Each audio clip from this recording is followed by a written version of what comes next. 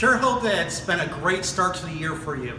I'm Mr. Vickery, I'm one of the school counselors, and I'm here with Corporal Harris to talk about a school safety pledge. Schools are one of the most safest places in our society, and we work hard all the time to make it safer all the time. We're going to need your help in making a pledge and what strategies you can do to make this a safer place. That's right, Mr. Vickery is 100% correct, guys. My name is Corporal Harris. I'm your school resource officer. I'll be here all year long with you guys. I'm here as a role model, a mentor. I'm here to be a friend, but mostly my primary responsibility is the safety of you and the campus and everyone here included.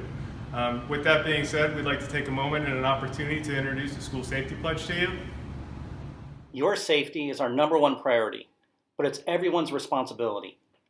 We must commit to build a culture of caring where our royal family has one voice to reject things that are harmful for our school and know how to ensure safety. That's right, guys. First thing on our list we want to discuss is zero tolerance. What that means is things that are completely unacceptable. Number one on the list is drugs. Drugs will not be tolerated here on campus. If you are caught with any type of narcotics or drugs in your possession, you will be dealt with accordingly, such as possibly an arrest or a referral. Another thing is possession of tobacco.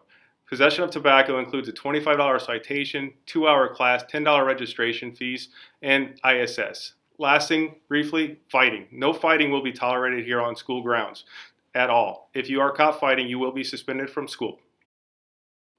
Guys, another thing on the list is weapons. No knives will be allowed on campus. If you do realize that you were out the day before and had a pocket knife in your pocket and you bring it to our attention right away, you may be dealt with differently than showing it to somebody and them reporting it against you. With that being said, I also want to address other types of weapons on school grounds, such as guns. With that being said, I want to introduce our school safety pledge. First thing on our list is I will never bring a gun or weapon to school. There is never a situation that would ever justify bringing a weapon or gun to school.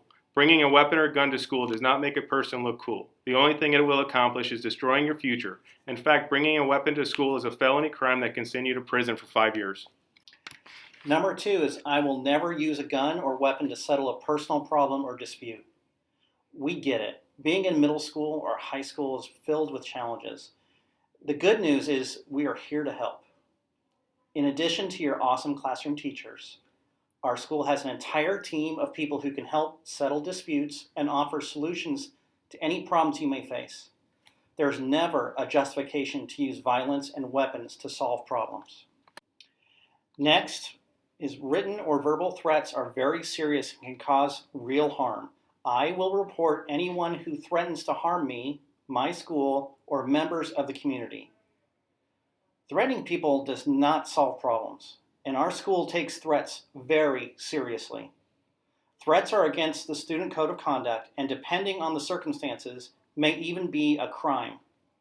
If someone threatens you or make a threat against our school, whether to face, on the phone, or online, we need to know immediately. Do not delay. Don't dismiss it or think we don't care.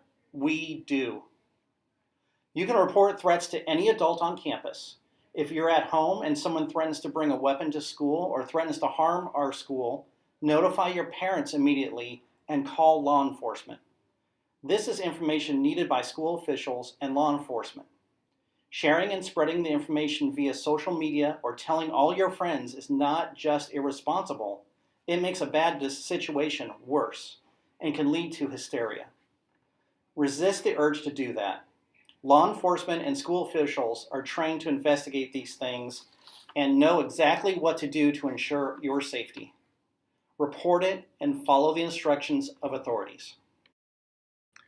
Guys, number 4 on the list of the safety pledge is I will not use social media or any other forms of communication to threaten, even joke about violence against my school, my classmates, or members of the community.